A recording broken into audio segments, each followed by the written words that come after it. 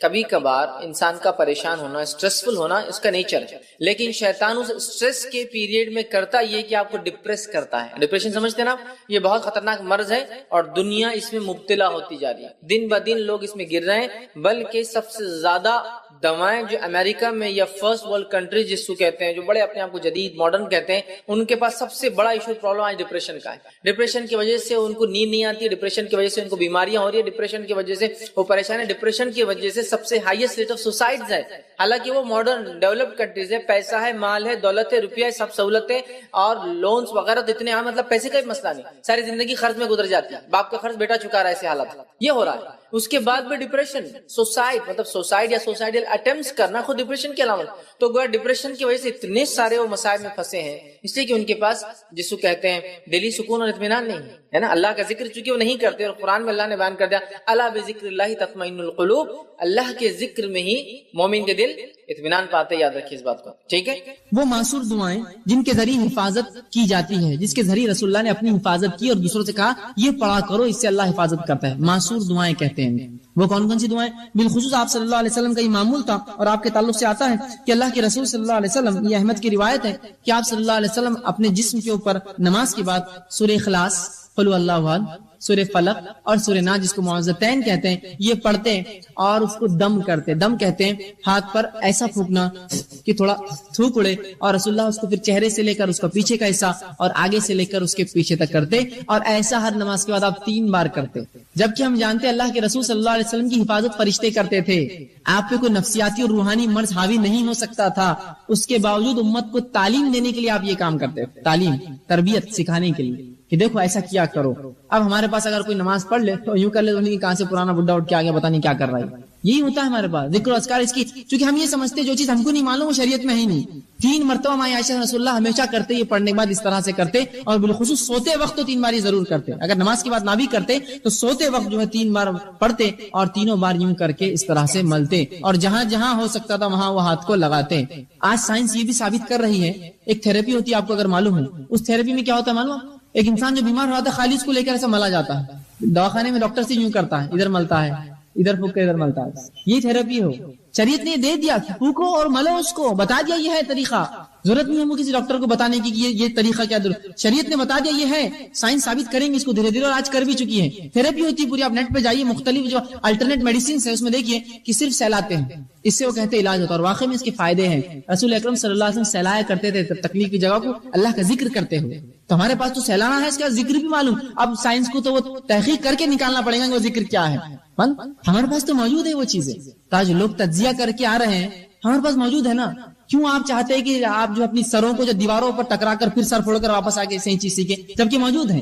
آپ کو ڈاکٹر ہی بات بولے تو آپ کو یقین آئے گا، رسول اللہ نے بولی تو ٹھیک ہے دیکھا جائے گا بعد میں کریں گے، ڈاکٹر اگر کوئی بولتی یہ کرو تو آپ دوڑ پڑیں گے، کہ اللہ کے رسول سے زیادہ کیا ڈاکٹر کی اہمیت ہے؟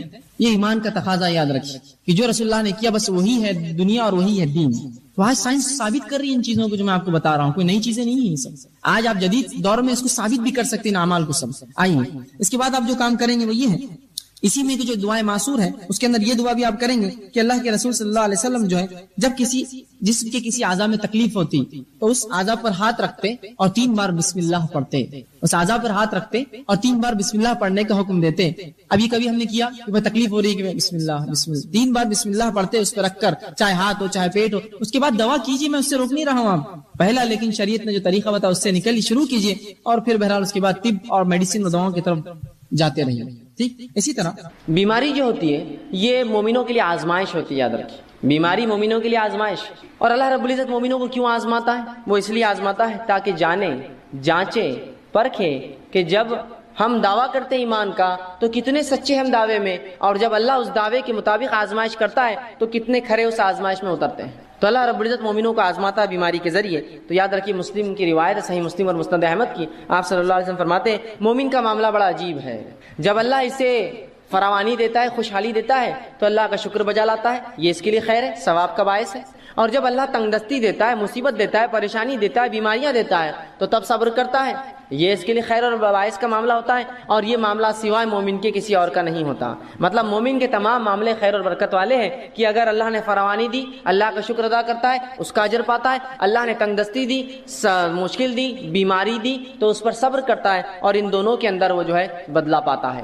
اسی طرح سنن ابن ماجہ کی روایت ہے، آپ صلی اللہ علیہ وسلم فرماتے ہیں سب سے زیادہ جو لوگ انسانوں میں آزمائے جاتے ہیں، سب سے زیادہ جو لوگ انسانوں میں آزمائے جاتے ہیں وہ سب سے پہلے ہوتے ہیں انبیاء علیہ الصلوۃ والسلام. یہ سب سے زیادہ آزمائے جاتے ہیں. دوسرا فرمایا علماء حق، یہ دوسرے نمبر پہ جو آزمائے جاتے ہیں. تیسرا فرمایا صالحین اس امت کے نیک لوگ تیسرے نمبر پہ آزمائے جاتے ہیں. اور فرمایا ان میں سے کچھ ایسے گزرے ہیں پچھلی قوموں میں، انبیاء، علماء حق اور صالحین، کہ جن کو ایسی بیماریاں اللہ نے دی کہ جن کے جسم میں کیڑے پڑ گئے. بیماری آزمائش ہے، ان کے جسم میں کیڑے پڑ گئے. صالحین اور ان نیکوکاروں کے اس حد تک بیمار ہوئے کہ اس بیماری میں ان کا انتقال ہو گیا. اسی طرح کچھ ایسے تھے اللہ نے ایسی غربت دی، اتنا غریب بنایا کہ سوائے ٹاٹ کے کپڑے، کھدر جو موٹے کپڑے ہوتے پہننے کے ان کے پاس نصیب نہ تھا، اور آگے فرمایا پہننے کو کچھ نہ تھا سوائے ٹاٹ کا کپڑا، لیکن اس میں وہ اس سے زیادہ خوش تھے جتنا تم فراوانی اور خوشحالی میں خوش رہتے ہو. مطلب یہ انبیاء، یہ علماء حق اور یہ صالحین ان بیماریوں میں، ان پریشانیوں میں، ان غربت میں بھی اتنے خوش تھے، اتنے مطمئن تھے کہ جتنے ہم لوگ خوشحالی میں خوش نہیں ہوتے ہیں. اس لیے کہ یہ انبیاء، یہ علماء حق، یہ صالحین جانتے ہیں کہ یہ آزمائش اللہ کی طرف سے ہے، اور ہر آزمائش کا مومن کو کیا ملتا ہے؟ بدلہ ملتا ہے. تو جب بھی ہماری آزمائش ہو یاد رکھیے ہم صبر کریں. اور اللہ رب العزت کسی بھی انسان کو اس کے طاقت سے زیادہ نہیں آزماتا. اللہ سبحانہ تعالیٰ سورہ بقرہ سورہ نمبر 2 آیت نمبر 286 میں فرماتا اور کہتا ہے لا یکلف اللہ نفسا الا وسعها. اللہ کسی نفس کو اس کے طاقت سے زیادہ نہیں آزماتا. یاد رکھیے مجھے اور آپ کو ہماری طاقت سے زیادہ نہیں جو ہے آزماتا ہے، بلکہ جتنی طاقت ہے اتنی ہی آزمائش آتی ہے. تو اگر بیماری دی تو یہ طاقت تھی تب دی، مصیبت دی طاقت تھی تب دی، کسی نعمت کو دے کر چھین لیا یہ طاقت تھی تبھی چھینا. اللہ کسی کو اس کے جو ہے برداشت سے زیادہ نہیں آزماتا. اور اللہ کا معاملہ تو ہر بار یہ ہوتا ہے. سورہ بقرہ سورہ نمبر 2 آیت نمبر 175 میں فرمایا اور کہا یرید اللہ بکم اليسر ولا یرید بکم العسر، کہ اللہ رب العزت تو تمہارے ساتھ آسانیاں کرنا چاہتا ہے، وہ تمہیں مشکلات میں نہیں ڈالنا چاہتا ہے. تو یہ بیماریاں میرے اور آپ کے لیے آزمائش ہے. اب جب بھی کوئی بیمار ہو تو ہم صبر کریں، اس لیے کہ صبر کرنے والوں کے تعلق سے سورہ بقرہ سورہ نمبر 2 آیت میں 156 میں کہا فبشر الصابرین، کہ صبر کرنے والوں کو بشارت دو. یہاں خوشخبریاں دینے کا حکم دیا کہ جو لوگ صبر کرتے ہیں فبشر الصابرین الذین اذا اصابتهم مصیبۃ قالوا انا للہ وانا الیہ راجعون، کہ جو لوگ مصیبت جن پر آتی ہے اور مصیبت میں صبر کرتے ہیں ان کو خوشخبریاں دے دو، اور جب ان پر مصیبت آتی ہے تو یہ مومن کہتے ہیں قالوا انا للہ وانا الیہ راجعون، ہم اللہ کی طرف سے آئے تھے اس کی طرف لوٹ کر جانا ہے. تو ہمیں صبر کرنا چاہیے. اللہ کسی کو بھی اس کی طاقت سے زیادہ نہیں آزماتا. جب آزمائش ہوتی تو ہمیں صبر کرنا چاہیے. آئیے صحیح بخاری اور صحیح مسلم کی روایت ہے، آپ صلی اللہ علیہ وسلم فرماتے اور کہتے ہیں جب ایک مسلمان کو کوئی ایذا پہنچتی ہے، تکلیف پہنچتی ہے، بیماری کی شکل میں، کسی کی موت کی شکل میں، کسی اعضاء کے ضائع ہونے کی شکل میں، کسی اور اس میں مصیبت، پیسے میں، مال میں کمی، اولاد میں کمی، پھلوں میں کمی، روزی میں کمی، جب کسی ایک مومن کے تعلق سے آپ فرماتے ہیں مسلم کو ایذا یا بیمار ہوتا ہے تو اللہ تعالیٰ اس کے گناہوں کو ایسا دھو دیتا ہے جیسے ایک جھاڑ جس پر سوکھی پتیاں ہوں وہ سوکھنے سے گر جاتی ہیں. ایک مومن کو جب تکلیف، مصیبت، بیماریاں آتی ہیں تو اللہ اس کے گناہوں کو ایسا اس سے الگ کر دیتا ہے جیسے کہ ایک جھاڑ جس کے پتے سوکھ چکے ہیں وہ اس سے الگ ہو جاتے ہیں. ایسے مومن کے گناہ جو ہے بیماری کی وجہ سے، مشکل اور تکلیفوں کی وجہ سے دور ہو جاتے. یاد رکھیں تو ہر تکلیف جو مومن کو ہے اگر صبر کرے تو باعث اجر بنتی ہے، اس کے گناہ اس سے جھڑ جاتے ہیں. اسی طرح سنن ابو داؤد کی روایت ہے. آئیے وہ لوگ جو بیمار رہتے ہیں، پریشان ہوتے ہیں، پریشان مت ہوئیے. سنیے نبی اکرم صلی اللہ علیہ وسلم کیا فرماتے ہیں اور کہتے ہیں. آپ فرماتے ہیں اللہ مسلمانوں کے گناہ بیماریوں کی وجہ سے دھو دیتا ہے. اللہ مسلمانوں کے گناہ بیماریوں کی وجہ سے دھو دیتا ہے، اس حد تک کہ جیسے سونا اور چاندی کے میل کو آگ الگ کر دیتی ہے، بیماریاں مومن سے اس کے گناہوں کو ویسی الگ کر دیتی ہے جیسے آگ سونے اور چاندی کے میل کو الگ کر دیتی ہے. آپ جانتے ہیں نا سونے چاندی کو صاف کرنے کے لیے اس کو آگ میں ڈالا جاتا ہے، پگھلنے کے بعد سونا چاندی جو ہے رہ جاتا ہے اور غلاظت اوپر آتی ہے، اس سے نکال لی جاتی ہے. تو آپ سن فرماتے ہیں بیماریاں مومن کو ایسا پاک کرتی ہے گناہوں سے جیسا آگ سونے اور چاندی کے میل کچیل کو نکال دیتی ہے.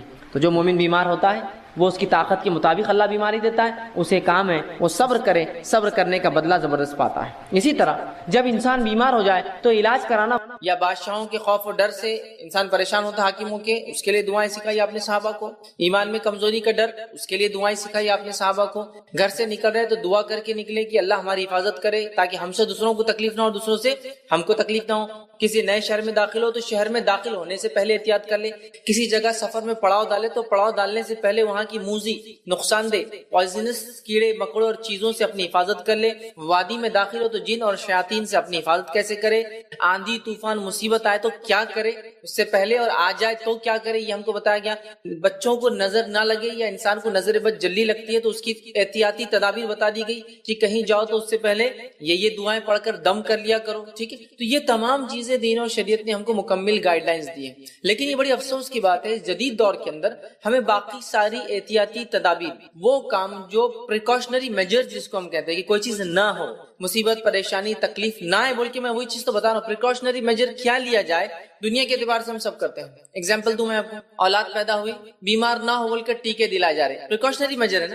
ایکچوئل بچہ بھی بیمار نہیں ہوا ہے، نہ ہو فیوچر میں بیمار نہ ہو بول کر پیدا ہوتے ہی ڈے 1 2 3 پر دیا جا رہا ہے، 8th ڈے پہ دیا رہا ہے، 15th ڈے پہ دیا جا رہا ہے، 1 مہینے بعد دیا جا رہا ہے، 2 مہینے بعد دیا جا رہا ہے، 6 مہینے بعد دیا جا رہا ہے، سال بھر، 18 month, 3 years up to 5 years, 5 سال تک اس کو مختلف ڈوزیج یا ٹیکے ویکسینیشن جس کو کہتے ہیں دیے جاتے ہیں، ہم کر رہے ہیں، حالانکہ بیمار نہیں ہوا۔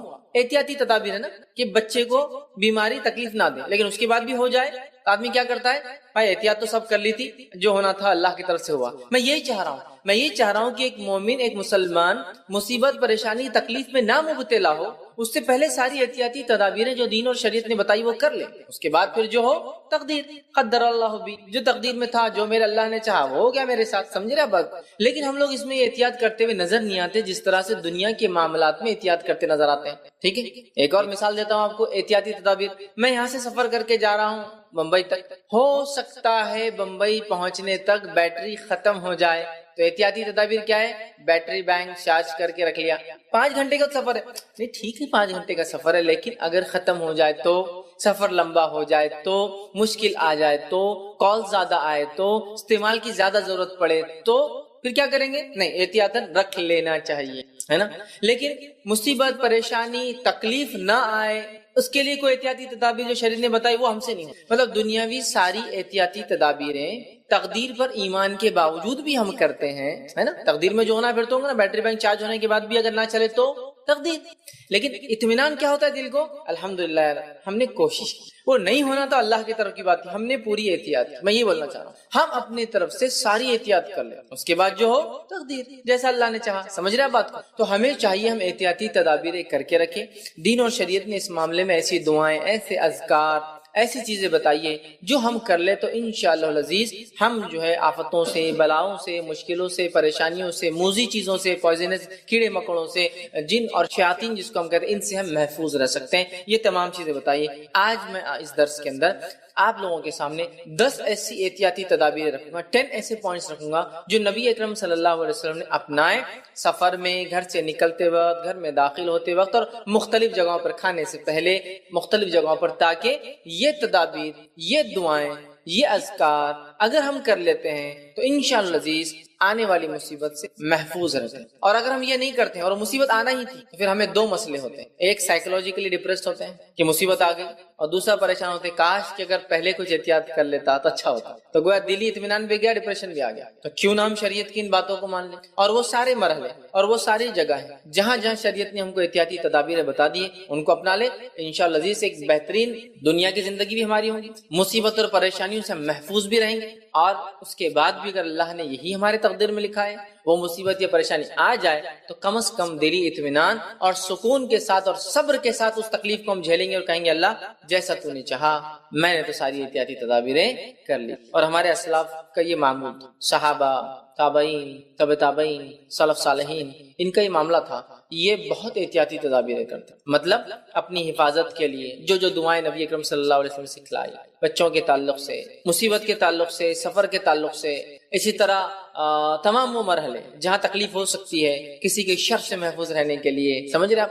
تو یہ تمام چیزیں ہمیں سکھائی۔ آئیے ان باتوں میں سے چند باتیں میں آپ کے سامنے رکھتا ہوں تاکہ آنے والی مصیبتیں، مصائب، مشکلیں، پریشانیاں جو انسانوں کی طرف سے، جنوں کی طرف سے، جانوروں کی طرف سے آ سکتی ہے، ہم اپنے آپ کو پہلے ہی، یا بیماریوں کی شکل میں آ سکتی ہے، ہم اپنے آپ کو پہلے ہی سیف گارڈ کر لے، محفوظ کر لیتے، بہت اچھی بات ہوگی۔ آئیے اس چیز کو ہم دیکھتے ہیں۔ آئیے سب سے پہلے اس روایت کو میں آپ کے سامنے رکھتا ہوں جو صحیح بخاری کی روایت ہے۔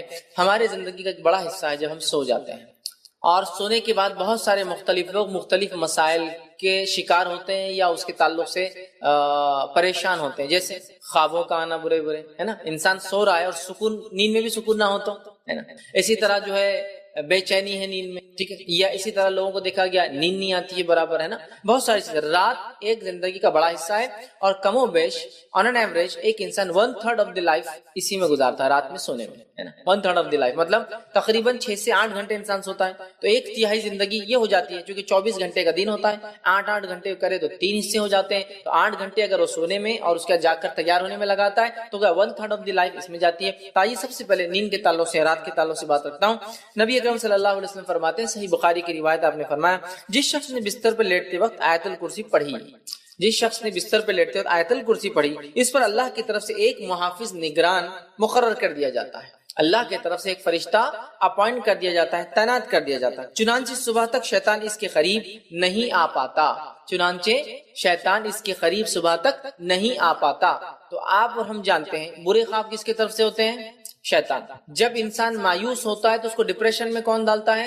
شیطان۔ یاد رکھیے، انسان کو جب وہ مایوس ہوتا ہے نا تو شیطان آ کے کیا کرتا ہے؟ دیکھیں، کبھی کبھار انسان کا پریشان ہونا، اسٹریسفل ہونا اس کا نیچر ہے، لیکن شیطان اس اسٹریس کے پیریڈ میں کرتا یہ کہ آپ کو ڈپریس کرتا ہے۔ ڈپریشن سمجھتے ہیں نا، یہ بہت خطرناک مرض ہے اور دنیا اس میں مبتلا ہوتی جا رہی ہے، دن بہ دن لوگ اس میں گر رہے ہیں، بلکہ سب سے زیادہ دوائیں جو امریکہ میں یا فرسٹ ورلڈ کنٹری جس کو کہتے ہیں، جو بڑے اپنے آپ کو جدید ماڈرن کہتے ہیں، ان کے پاس سب سے بڑا ایشو پرابلم آج ڈپریشن کا ہے۔ ڈپریشن کی وجہ سے ان کو نیند نہیں آتی، ڈپریشن کی وجہ سے ان کو بیماریاں ہو رہی ہے، ڈپریشن کی وجہ سے وہ پریشان ہے، ڈپریشن کی وجہ سے سب سے ہائیسٹ ریٹ آف سوسائڈز ہے، حالانکہ وہ ماڈرن ڈیولپڈ کنٹریز ہے، پیسہ ہے، مال ہے، دولت ہے، روپیہ ہے، سب سہولتیں اور لونز وغیرہ تو اتنے عام، مطلب پیسے کا بھی مسئلہ نہیں، ساری زندگی خرچ میں گزر جاتی ہے، باپ کا خرچ بیٹا چکا رہا ہے، ایسے حالت یہ ہو رہا ہے۔ اس کے بعد بھی ڈپریشن، سوسائڈ مطلب سوسائڈ یا سوسائڈل اٹیمپٹس کرنا خود ڈپریشن کی علامت، تو گویا ڈپریشن کی وجہ سے اتنے سارے وہ مسائل میں پھنسے ہیں، اس لیے کہ ان کے پاس جس کو کہتے ہیں دلی سکون اور اطمینان نہیں ہے نا، اللہ کا ذکر چونکہ وہ نہیں کرتے، اور قرآن میں اللہ نے بیان کر دیا،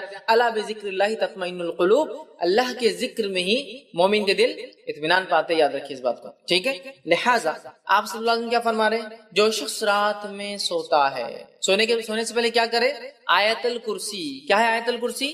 سورہ بقرہ سورہ نمبر 2 کی آیت نمبر 255 255، اس کو بولتے ہیں آیت الکرسی۔ اللہ لا الہ الا هو الحی القیوم، یہ جو آپ پڑھتے ہیں یہ آیت الکرسی ہے۔ اس آیت الکرسی کو جو پڑھتا ہے تو کیا ہوتا ہے اس کو فائدہ؟ جی، ایک محافظ، ایک فرشتہ اس کے اوپر تعینات کر دیا جاتا ہے اللہ کی طرف سے، صبح تک وہ اس کی کیا کرتا ہے؟ حفاظت کرتا ہے۔ اب یہ ہم کو معمول لا رہے یار، کہاں یاد رہتی سوتے وقت؟ ہم سوتے بھی ہے تو جانوروں کے سو جاتے ہیں، اٹھتے بھی تو جانوروں کے اٹھ جاتے ہیں، جب دل بولا آنکھ لگ گئی سو گئے، جب دل بولا اٹھ گئے، نہ سوتے وقت کوئی ذکر نہ اٹھتے وقت کوئی اذکار، مطلب اللہ کا ذکر بڑا ہے، تو نیند بھی پھر سکون میں نہیں ہوتی، اور سونے کے بعد بھی تھکان رہتی، بلکہ سونے کے بعد زیادہ تھک جاتے کچھ لوگ تو، چونکہ وہ کتاب و سنت کے مطابق اپنا ایک تہائی زندگی کا حصہ نہیں گزار رہے ہیں نا، اس بات کو سمجھیے، 1/3 سمجھ رہا، تو لہٰذا آیت الکرسی پڑھ کر فائدہ کیا ہوتا ہے؟ ایک محافظ۔ ابھی بات بھی سمجھ میں نہیں آتی ہے، اگر اس بات کو ایسا سمجھ لیجیے میں درس دینے آ رہا ہوں، میں درس دینے آ رہا ہوں، اور جب بھی درس دینے آتا ہوں تو ایک آدمی میرے ساتھ گن لے کے کھڑا ہوتا ہے، تو آپ لوگوں کی حالت کیسی ہو جاتی ہے؟ سوال بھی کریں گے تو لمٹ میں کریں گے، سمجھ رہا؟ کون کھڑا ہے؟ ایک محافظ، اور وہ بھی کس میں سے؟ انسانوں میں سے۔ وہ بھی کن میں سے؟ انسانوں میں سے۔ اس کے لمٹس اور میری لمٹس میں زیادہ فرق نہیں ہے، سمجھ رہے آپ؟ انسان ہے وہ، لیکن امپیکٹ پبلک پہ کیسا پڑتا؟ محافظ ہے ان کے ساتھ، اسپیشل آدمی ہے، کچھ نہ کچھ پرابلم دکھ رہا ہے، یا تو کوئی کیس چل رہا ہے یا تو ان پر کوئی کیس ہے، دونوں شکلوں میں حفاظت کی جاتی ہے کہ انسان، یا تو اس سے کسی کا کچھ ہوا تو اس کی حفاظت کے لیے کہ کوئی مار نہ دے اس سے پہلے کی گواہی دے، یا پھر اس کی جان کو خطرہ ہے تو محافظ۔ تو ایک محافظ اگر میرے ساتھ آپ کھڑا دیکھیں تو آپ بہت ساری چیزیں میرے بارے میں امیجن کرنا شروع کر دیتے ہیں، تو اب اندازہ لگائیے، ایک محافظ، ایک گارڈ، انسانوں میں سے نہیں، جنوں میں سے بھی نہیں ہے، جنوں کی صلاحیتیں بھی ہم سے زیادہ ہوتی ہیں، جنوں میں سے بھی نہیں، کن میں سے؟ ایک محافظ فرشتوں میں سے اگر ہو تو وہ آدمی کی کیا ویلیو ہو جاتی ہے اندازہ لگائے. لیکن یہ کیا ہونا, فری کا محافظ نہیں ہونا ہم کو. ہاں وہ محافظ جس کو روز 3-4 ہزار روپے گورنمنٹ پیڈ پلس اس کی گن پہ ڈیپینڈ ہے کتنا چارجز لیں گے. پتا ہے آپ کو, جب آپ کو ایک پرائیویٹ باڈی گارڈ ملتا ہے نا گورنمنٹ کی طرف سے, تو اس کے گن کے اعتبار سے اس کے چارجز بڑھتے جاتے ہیں. وہ کیا استعمال کرتا ہے, سمجھ رہے آپ, اس کا لیول کیا ہے. تو وہ ہم کو بہت خوشی ہوتی ہے. لیکن اللہ رب العزت فری ایک محافظ دیتا ہے. صرف آپ کو سونا ہے تو کیا پڑھنا ہے, آیت الکرسی, اللہ لا الہ الا هو الحی القیوم, یہ آپ کو پڑھنا ہے. مطلب پوری جو آیت ہے, اور اس کے بعد ایک محافظ اللہ کی طرف سے. اچھا کس سے حفاظت کر رہا ہے وہ, سب سے ذلیل قسم کی اللہ کی مخلوق جو انسانوں کو سب سے زیادہ تکلیف دیتی ہے اور جو یہ ارادہ کر کے آئی کہ جہنم میں سب کو لے جائیں گے, اس سے محافظ کرنے کے لیے ایک فرشتہ تعینات ہو جاتا ہے. تو اب اپنی ارادوں کو ہم گارڈ کریں گے, مصیبتوں سے, پریشانیوں سے, مشکلوں سے, برے خواب سے, ڈپریشن سے, پریشانیوں سے, نا کیسے گارڈ کریں گے, آیت الکرسی پڑھ کر. یہ ہمارا معمول ہو, اس کو ہم اپنا زندگی کا, لائف کا سسٹم بنا دے, یاد رکھیں, ٹھیک ہے. تو پہلی چیز تھی رات کو ہم کیسے گارڈ کریں. میں نے یہ بات آپ کے سامنے رکھ دی. بچوں کو بچپن سے اس کی تربیت دیجیے. بڑے خود جب یہ کریں گے تو بچے خود پوچھیں گے امی آپ کیا پڑھتے ہیں, ابو آپ کیا پڑھتے ہیں, اور آپ ان کو بتائیں گے بیٹے یہ پڑھتے ہیں, یہ پڑھتے ہیں, اور خود بخود آپ کی حفاظت ہوں گی. یاد رکھیے بڑی اہم چیز ہے تدابیر ہے حفاظت کے لیے, ٹھیک ہے. آئیے دوسرا پوائنٹ, دوسری چیز جو حفاظت کے لیے ہم دیکھیں گے کہ مصیبت آنے سے پہلے ہم کیا کریں یا نہ ہے اس کے لیے کیا کریں. وہ ہے حدیث اس طرح سے ہے جو کہ جامع ترمذی کی اور ابو داؤد میں روایت آتی ہے, اور عبداللہ بن جو ہے حبیب رضی اللہ عنہ اس حدیث کے راوی, وہ فرماتے اور کہتے ہیں کہ میں نے اللہ کے رسول صلی اللہ علیہ وسلم سے عرض کیا کہ اللہ کے رسول صلی اللہ علیہ وسلم میں کیا پڑھوں اپنی حفاظت کے لیے, مطلب اپنی حفاظت کے لیے, مصیبتوں کو ٹالنے کے لیے, پریشانیوں سے بچنے کے لیے میں کیا پڑھوں میں. تو نبی اکرم صلی اللہ علیہ وسلم کو حل دے رہے ہیں, کیا پڑھنا ہے تم کو اپنی حفاظت کے لیے, مصیبت اور پریشانی سے بچنے کے لیے.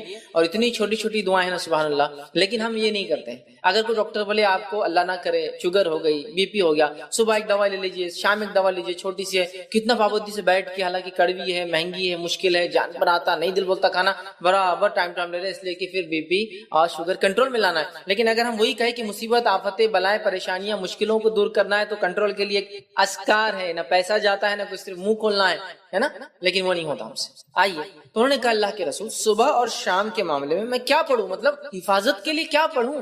تو نبی اکرم صلی اللہ علیہ وسلم کو فرماتے اور کہتے ہیں ہر صبح اور شام 3 مرتبہ تم یہ پڑھو. کیا پڑھو, قل واللہ احد 3 بار, صبح اور شام. صبح اور شام, شام سمجھتے نا, رات نہیں, مغرب شام کا وقت ہے, اور صبح مطلب فجر کے بعد. تو اب کبھی بھی صبح اور شام یہ پڑھو تم. کیا پڑھو, 3 مرتبہ قل واللہ احد پڑھو, پھر فرمایا 3 مرتبہ قل اعوذ برب الفلق پڑھو, پھر فرمایا 3 مرتبہ قل اعوذ برب الناس پڑھو. سورہ قل, مطلب تینوں سورے ایک ساتھ آتے ہیں قرآن میں, 112 نمبر کا سورہ, 113 نمبر کا سورہ, 114 نمبر کا. ان 3 صورتوں کو آپ صلی اللہ علیہ وسلم فرما رہے کریں, ان 3 صورتوں کو تم پڑھیں تو آپ کو ہر وقت پریشانی والی چیز سے اللہ تعالیٰ بچانے کے لیے کافی. وہ پوچھ رہے ہیں میں کیا کروں, مصیبت, پریشانی, آفت کوئی آ جائے تو آپ صلی اللہ علیہ وسلم سلوشن پیش کریں. سلوشن یہ کہ صبح اور شام 3 مرتبہ سورہ اخلاص, سورہ فلق, سورہ ناس پڑھا کرو. یہ تمہارے لیے کافی ہو جائے گا, مصیبتوں کے لیے, پریشانیوں کے لیے, مشکلوں کے لیے کافی ہو جائے گا. اور اس کے تعلق سے یاد رکھیے ہم اتنی لاپرواہی برتتے ہیں, حالانکہ کتنے چھوٹے سورے ہیں, کتنے عام ہیں, تقریباً سب کو یاد ہوتے ہیں, لیکن یہ ہم سے نہیں ہوتا, یہ نہیں ہوتا. ہاں کوئی مصیبت آ گئی اور کوئی کہے ایک ٹانگ پہ کھڑے رہ کر 11 بار سورہ یاسین پر برابر کر رہے ہیں. آدھی رات کو چھت پہ جا کر ایک ٹانگ پہ کھڑے رہ کے سورہ یاسین 11 بار پڑھو,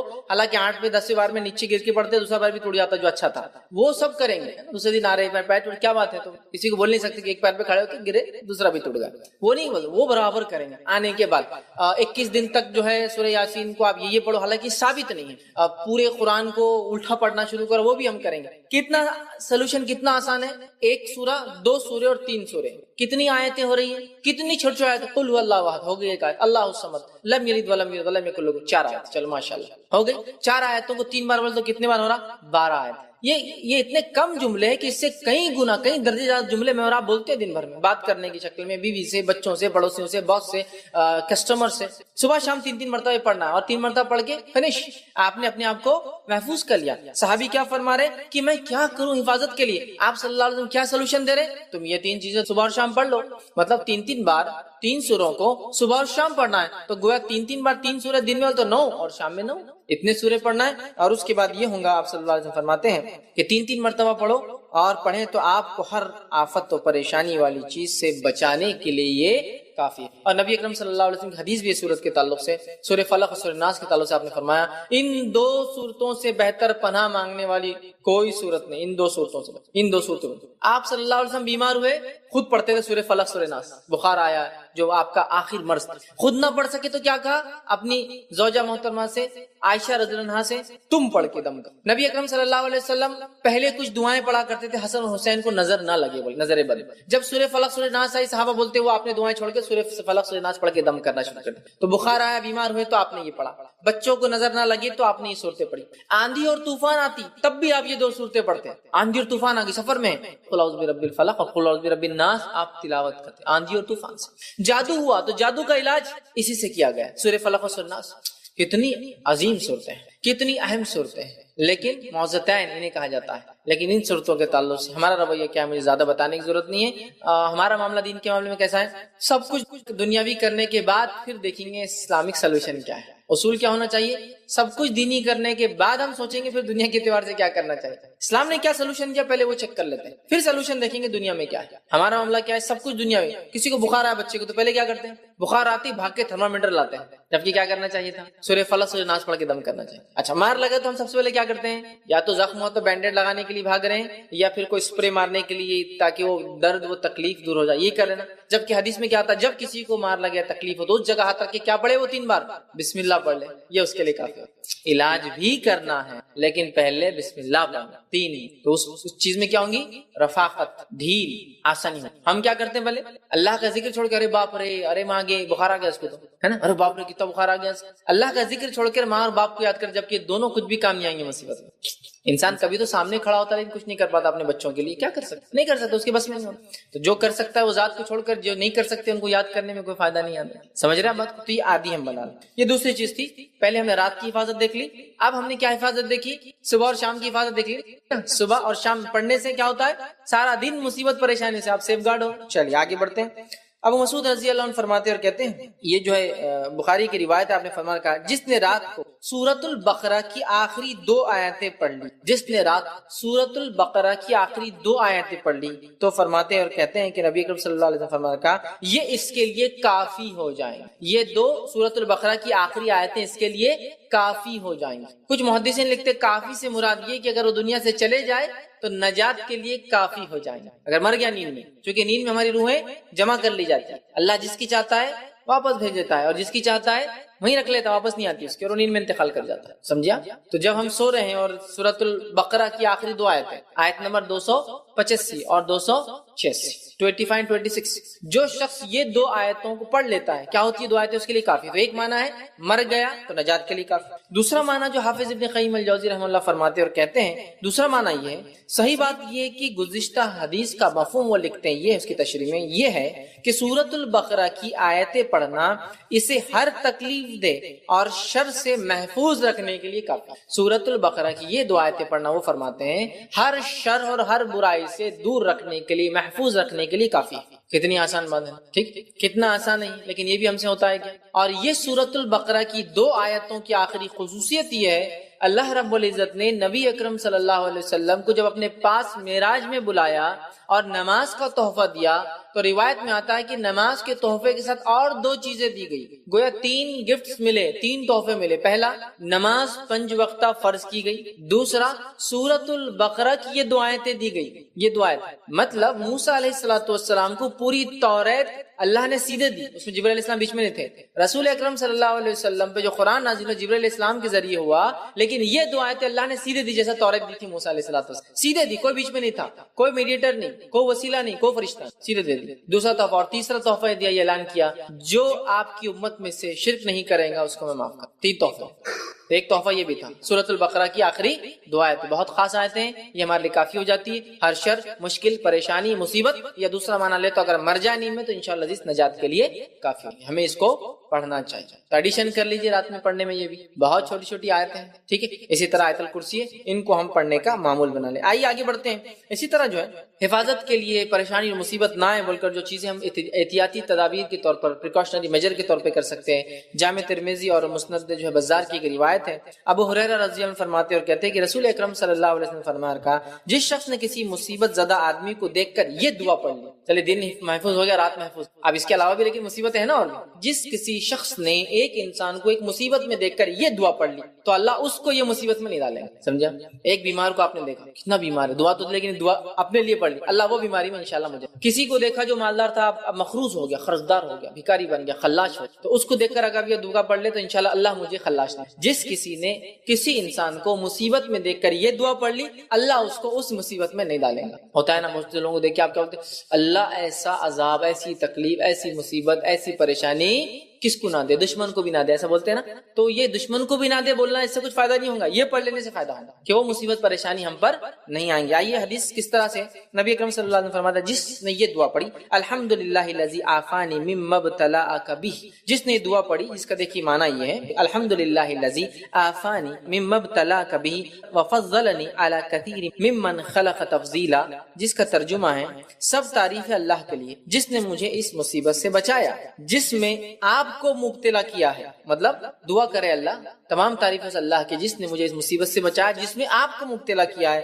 پھر آگے اس کا معنی ہے اور جس نے مجھے بہت سی دیگر مخلوقات پر فضیلت عطا کی ہے, تو وہ مذکورہ دعا پڑھنے والا کبھی بھی مصیبت میں جس میں وہ مبتلا ہے ہم نہیں پڑھیں. کسی کی پریشانی دیکھ کر اگر یہ دعا ہم پڑھ لے تو ہم اس پریشانی سے انشاءاللہ بچ جائیں گے. ہوتا ہے نا آدمی کبھی کسی کا ایکسیڈنٹ دیکھ کے بہت پریشان ہوتا, ایسا ہمارے ساتھ نہیں ہونا. کسی کے بچوں کی تکلیف دیکھ کے ہمارے ساتھ نہیں ہونا, تو یہ پڑھ لے تو انشاءاللہ ہمارے ساتھ وہ چیز نہیں ہوگی. آئیے تو اب یہ ہم نے رات دیکھ لیا, صبح اور شام دیکھ لیا, کسی کی مصیبت دیکھ کر اپنے آپ کو کیسے بچانا وہ بھی سیکھ لیا.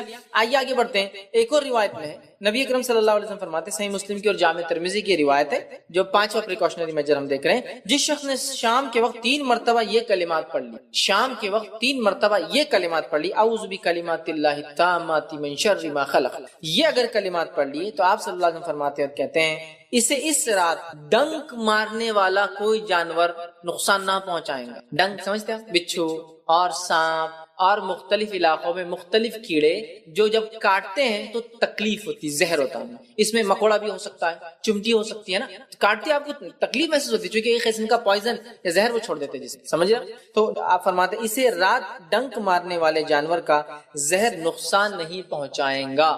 مطلب 2 بات, یا تو وہ ڈنک نہیں مارے گا یا ڈنک مار لے تو اس کے ڈنک کا نقصان نہیں ہوگا. 2 باتیں حدیث, اس کو اس رات کسی جانور کے کاٹنے کا, زہریلے ڈنک مارنے کا اثر نہیں ہوگا. ٹھیک. اور اس تعلق سے جو ہے سہیل جو ہے وہ فرماتے ہیں, جو ایک راوی حدیث کے, وہ فرماتے اور کہتے ہیں ہمارے گھر میں, جو وہ فرماتے ہیں گھر میں ان الفاظ کو یاد کر کے ہر رات سارے لوگ پڑھا کرتے تھے. مطلب ایک راوی حدیث ہے, وہ فرماتے ہیں کہ ہم نے جب یہ روایت سنی اور خود اس روایت کو کرتے ہیں, انہوں نے کہا ہمارے گھر میں ہم سب کیا کرتے تھے, اس حدیث پر عمل کر کے روز رات میں سوتے وقت یا رات میں یہ پڑھتے تھے اعوذ بکلمات اللہ التامات من شر ما خلق, جس کا ترجمہ میں اللہ کی پناہ, اللہ کے کامل کلمات کے ذریعے تمام مخلوق کے شر سے پناہ مانگتا ہوں, میں اللہ کے کلمے میں پناہ لیتا ہوں تمام مخلوق کے شر سے. تو وہ فرماتے ہیں تو ڈنک کا اثر نہیں, وہ فرماتے ہیں تو ایک لونڈی تھی ان کے پاس جس کو رات میں ایک زہریلے جانور نے ڈنک مار لیا, مگر اس کو بالکل بھی تکلیف محسوس نہ ہوئی. کیوں نہیں ہوئی؟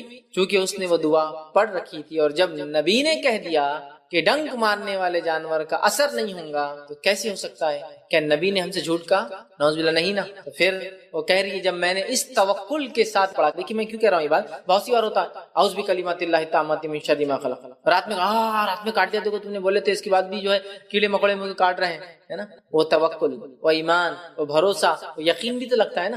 آپ سمجھ رہے بات کو؟ نہیں, اب بول دی انہوں نے تو کر کے دیکھ لیتے عمل کیا ہوتا. نہیں, وہ کامل یقین ہونا چاہیے. آئیے ایک واقعہ سنا تو علی بن ابی طالب رضی اللہ عنہ, نبی اکرم صلی اللہ علیہ وسلم ہجرت کے لیے جا رہے ہیں, سارے دشمن ہیں, لوگ آپ کو قتل کا منصوبہ بنا چکے ہیں, ہر قبیلے کا ایک نوجوان آگے بڑھ چکا ہے, اس لیے کہ سب مل کر اگر ماریں گے تو پھر کیا ہوگا, خون سب کا, ورنہ ایک ماریں گا تو اس کو مار دیا جائے گا نا. اگر 20-25 لوگ مل کر قتل کریں گے تو کیا ہو جائے گا, پیسے کے بدلے وہ چھوٹ جائیں گے. پلاننگ کر رہے ہیں, گھر کے باہر بیٹھے ہیں, نبی اکرم صلی اللہ علیہ وسلم دشمنوں کے بیچ سے گزر جاتے ہیں. اللہ رب العزت یہ کمال دکھاتا ہے, یہ معجزہ دکھاتا ہے, کوئی آپ کو نہیں دیکھ پاتا. علی کو کہتے علی تم بستر پہ سو جاؤ تاکہ لوگوں کو لگے کوئی سو رہا, اور اور صبح امانتوں کو لوٹا کر مدینہ آ جانا ہجرت کر کے. بہت سے لوگ بولتے ہیں علی بن ابی طالب رضی اللہ عنہ کی ہمت، شجاعت، بہادری دیکھیے کہ دشمن اگر چاہے تو آپ کو قتل کر سکتا ہے، لیکن اس کے بعد بھی نبی اکرم صلی اللہ علیہ وسلم کی جگہ آپ سوئے، ہے نا. کیونکہ اگر سمجھ لیجئے دشمن آیا اور بغیر چہرہ دیکھے مار دیا، اچانک حملہ کر دیا تیروں سے، نیزوں سے، تلوار سے، تو آدمی تو کیا. لیکن علی بن ابی طالب رضی اللہ عنہ ایک دم اطمینان کے ساتھ لیٹے ہوئے اس جگہ. کیوں؟ نبی نے کیا کہا؟ علی میرے بعد ان چیزوں کو لوٹا کر مدینے آنا، مطلب مجھے جانا ہے مدینے. نبی کہہ رہے نا، توکل ہے کہ نبی نے کہہ دیا نا آنا ہے لوٹا کر، تو میں اٹھوں گا بھی صبح اور لوٹاؤں گا بھی اور جاؤں گا بھی. رسول اللہ صلی اللہ علیہ وسلم بتا دیا نا، صبح اٹھ کر امانتوں کو لوٹا کر آنا ہے تم کو. تو نبی نے جب کہہ دیا امانتیں لوٹانے آنا ہے، تو اس کا مطلب میں زندہ رہوں گا تبھی تو امانتیں لوٹاؤں گا اور واپس بھی جاؤں گا مدینہ. سمجھ رہے بات؟ یہ توکل و بھروسہ تو وہ ہونا چاہیے. نہیں اب بولے تو ٹھیک ہے کر لیتے، ویسا نہیں. رسول اللہ صلی اللہ علیہ وسلم بولے ختم ہو گیا. یہ وہی ہے کہ تو آپ بغیر اپنے دل سے تو کوئی بات نہیں کہتے، بس اب میں یہ جب پڑھ لوں گا انشاءاللہ میرے بچے میں سب محفوظ ہیں. اعوذ بکلمات اللہ التامات من شر ما خلق. ٹھیک ہے، تو یہ ہوا پانچواں طریقہ. کیڑے مکوڑوں سے، ان سے بھی تو مصیبت پریشانی آ جاتی نا. آپ سوچئے کیڑے مکوڑوں سے کاٹنے سے کیا آتی وہ تو دور، خالی ایک چونٹی اگر کان میں چلے جاتے کیا لگ جاتا ہے انسان کا، ہے نا. ایک کیڑا چلا جاتا تو کیا چیخ پکار، کتنے پرابلمز اور کتنی مصیبتیں. ٹھیک ہے، چلا گیا تو کان کے اندر، ٹھیک ہے، اور پھر ڈاکٹر کے پاس بھاگو. ٹھیک، تو بہرحال کان میں اگر کیڑا وغیرہ چلے جائے، ٹھیک ہے، تو اس کا ایک آسان سلوشن یہ ہے کہ آپ جو ہے کان کے اندر پانی یا تیل ڈال دیں. ٹھیک، جب اندر جاتا ہے تو خود بخود وہ جانور یا تو مر جاتا ہے سفوکیشن، سانس نہیں لینے کی وجہ سے، یا باہر نکل کے آتا ہے. اس کو آپ کاڑی ڈال کے اور صاف نہ کریں، اس لیے کہ وہ اور اندر چلا جاتا ہے اور مشکل ہوتی ہے. ٹھیک ہے، اور ٹھنڈا پانی یا ٹھنڈا تیل آپ نہ ڈالیں، کوشش کریں کہ وہ تھوڑا سا وارم ہو، اس لیے کہ کان کا اندر کا ٹیمپریچر کم ہوتا ہے، اور اگر ٹھنڈا ڈالے تو آپ کو پھر چکر سے ہو جاتے ہیں نا. اس سے بہتر ہے تھوڑا کنکنا ہو، گرم نہیں ہو، وارم. وہ ڈالیے انشاءاللہ دیکھیں گے. تو ہم اس سے کتنا پریشان ہوتے ہیں آپ یاد رکھیے. تو اندازہ لگائیے کہ اگر کوئی زہریلا جانور کاٹ لے تو نہیں. ویسے ہمارے پاس، ہم شہروں میں رہتے ہیں تو یہ ساری چیزیں ہم کو محسوس نہیں ہوتی، لیکن جب آپ شہروں سے نکل کر گاؤں دیہات وغیرہ میں جاتے ہیں تب آپ محسوس کرتے ہیں کہ یار کھلے جنگل میں سو رہا ہوں اور کچھ بھی آ سکتا ہے کاٹ سکتا ہے. تب آپ یہ دعائیں ویسے تو ہمیشہ کرنا چاہیے چاہے آپ جہاں بھی ہو، لیکن میں کہہ رہا ہوں ایک مثال، ہم کو چونکہ سمجھ میں نہیں آتا نا، یہ نعمت ہے اللہ تعالیٰ کی جو دعاؤں کی شکل میں، اذکار کی شکل میں ہمیں دی گئی، لیکن ہم اس کو فالو نہیں کرتے. بہرحال یہ ہوا صبح شام 3 بار یہ کلمات پڑھنا. اسی طرح چھٹی چیز اپنی حفاظت کے لیے جو ہم کریں گے وہ یہ ہے، یہ روایت اس طرح سے ہے، یہ جامع ترمذی کی روایت ہے. نبی اکرم صلی اللہ علیہ وسلم نے فرمایا، خالہ بنت جو حکیم جو ہے رضی اللہ عنہا اس کی راویہ ہے، وہ فرماتی ہے، کہتی ہے رسول اکرم صلی اللہ علیہ وسلم فرماتے ہوئے انہوں نے سنا، جس شخص نے کسی جگہ پڑاؤ ڈالا، پڑاؤ ڈال سمجھتے ہیں سفر میں آپ رکتے ہیں، اسٹے کرتے ہیں، ٹیمپرری اسٹے جنگل وغیرہ میں. جس شخص نے کسی جگہ سفر میں پڑاؤ ڈالا اور یہ کلمات پڑھ لی، کون سے؟ وہی کلمات، اعوذ بکلمات اللہ التامات من شر ما خلق. یہ کلمات پڑھ لیے، میں اللہ کے کامل کلمات کی پناہ مانگتا ہوں، کامل کلمات کے ذریعے اللہ کی بنائی ہوئی شر یا شرنگیز چیزوں سے پناہ مانگتا ہوں. تو اس جگہ سے کوچ کرنے تک کوئی چیز اسے نقصان نہیں پہنچائیں گی، اس جگہ سے آگے جانے تک کوئی چیز اسے نقصان نہیں پہنچائیں گی. یہ چاہے جنگل میں پڑا ہو، ریگستان میں پڑا ہو، یا ہمارے شہروں میں پڑا ہو. ہوتا ہے نا، میں ٹیمپرری یہاں سے نکلا بمبئی گیا، بمبئی سے نکلا حیدرآباد گیا، حیدرآباد سے نکلا دلی گیا، تو یہ ٹیمپرری میں رکتا ہوں ہر جگہ. تو میں جیسی اس شہر بستی میں جاؤں رکوں، اعوذ بکلمات اللہ التامات من شر ما خلق، تو اب میرا اسٹے پورے بستی کے اندر سکسیسفل ہو گیا. تو ہر رات کیڑوں سے، موذی جانوروں سے، زہریلے چیزوں سے بچنے کا طریقہ معلوم ہو گیا. ہر سفر کے اندر جس جگہ جاؤ تو وہاں محفوظ حفاظت کرنے کا طریقہ، تو رات بھر کی حفاظت کا طریقہ مل گیا. رات میں نیند میں مر جائے تو اس کی حفاظت کا طریقہ مل گیا. اس کے بعد ہم کو سارے دن میں صبح اور شام کی حفاظت کا طریقہ مل گیا.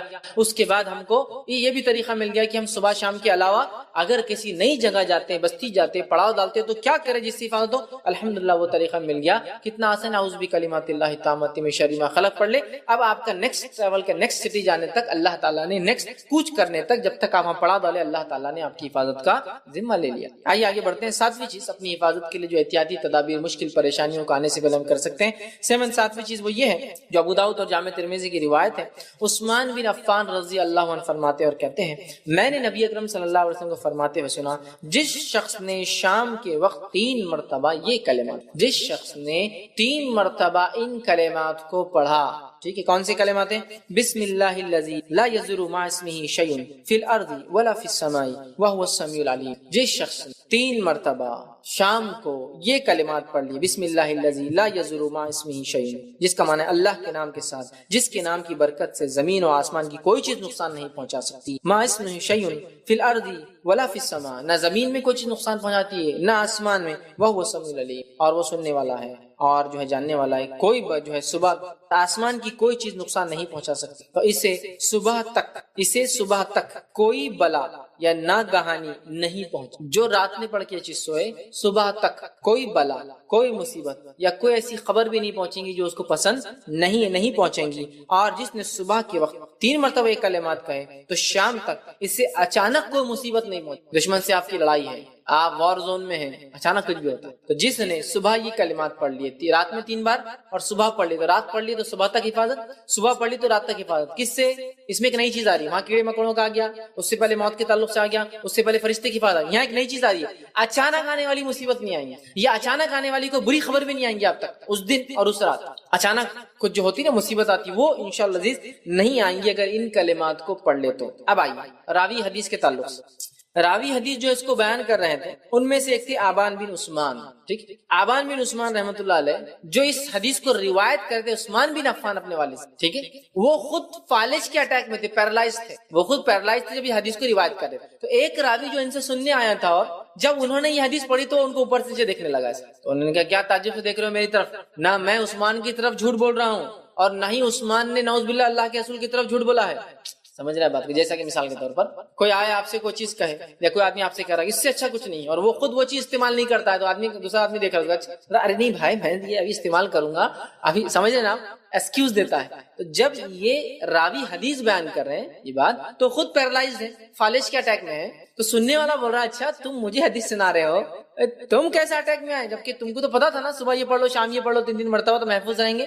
تو وہ کہتے دیکھو نہ میں عثمان پر جھوٹ باندھ رہا ہوں اور نعوذ باللہ نہ عثمان نے اللہ کے رسول صلی اللہ علیہ وسلم پر جھوٹ باندھا، ٹھیک ہے۔ پھر وہ کہتے ہیں جی میں جھوٹ لگایا ہے، لیکن جس دن مجھے یہ فالج کا اٹیک ہوا تھا اس دن میں بڑا غصے میں تھا اور غصے کی وجہ سے وہ دعا پڑھنا بھول گیا اور اسی دن مجھے اٹیک، جس دن مجھے پیرالائسس اس دن میں بڑا غصے میں تھا اور غصے کی حالت میں کیا نہیں کر پایا، یہ دعا پڑھنا بھول گیا اور اسی دن میرے پہ اٹیک ہے۔ دیکھیں مطلب وہ روز پڑھتے تھے اور جس دن نہیں پڑھا تو صحابہ تابعین، میں نے کہا نا ایسا عمل تھا جو بات سن لیتے نا بالکل ایک دم جو کیسے چپک جاتے ہیں، کرنا ہی ہے اس پر عمل۔ اور اسی لیے بات ہم دیکھتے ہیں کہ صحابہ کے زمانے میں حدیثیں بہت کم تھی، ایسے بھی صحابہ جنہوں نے 2 4 5 حدیثوں پر زندگی گزاری تھی، لیکن ایسا مضبوطی سے پکڑا ایک روایت کو کہ ساری زندگی میں اس کا اثر نظر آتا ہے۔ ہمارے پاس کیسا حدیث کا ذخیرہ ہے، کتاب کھولیے گھروں میں آپ دیکھیے بخاری، مسلم، ابو داؤد، جامع ترمذی، یہ موطا امام مالک، موطا امام محمد، البزار، حاکم، مستدرک، لائن لگی ہوئی ہے، لیکن ان کے نام پڑھنے کو بھی ٹائم نہیں، اپنا کتنے نام لکھے ہوئے۔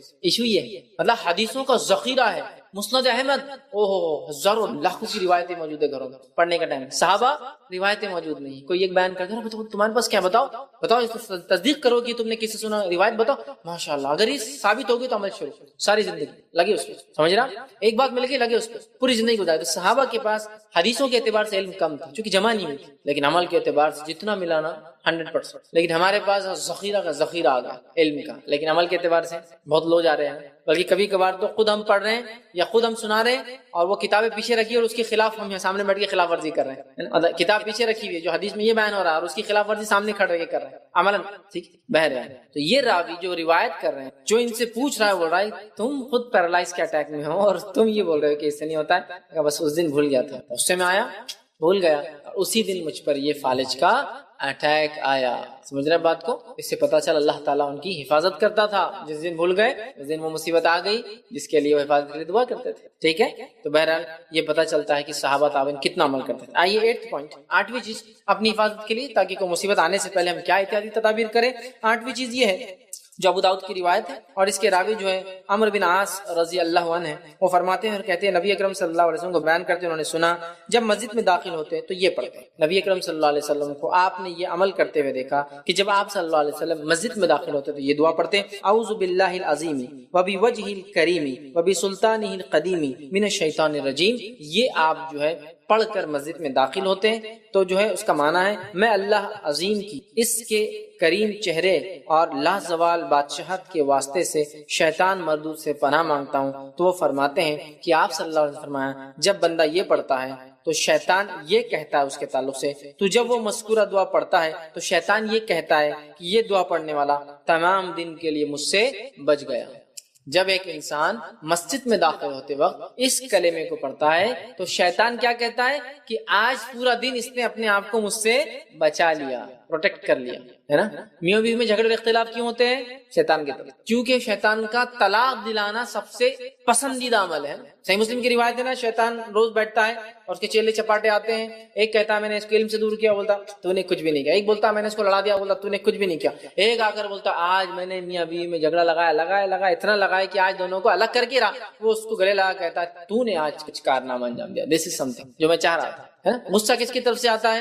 شیطان کی طرف سے نا. نبی اکرم صلی اللہ علیہ وسلم نے دیکھا ایک آدمی ایسا غصے سے لال تھا جیسا کہ بیل ہوتا ہے نا، غصہ تو سانس لیتا تیز. آپ دیکھیں بیل کو جو غصہ آتا ہے سانس چھوڑتا ہے پیر مار کے پھر دوڑتا ہے، تو ویسا سانڈ کے جیسا ناک کھلا کے تیز سانس. آپ نے کہا اگر میں ایک کلمہ میرے پاس ایسا بول دوں اور اس نے پڑھ لیا فنش، غصہ جبھی چلے جائے گا. صحابہ نے کہا کیا ہے؟ تو کہا اعوذ باللہ من الشیطان، پڑھ لے غصہ چلا جائے گا. دوسری روایت میں فرمایا پڑھ لے، اس کے بعد کھڑا ہے تو بیٹھ جا، بیٹھا ہے تو لیٹ جا.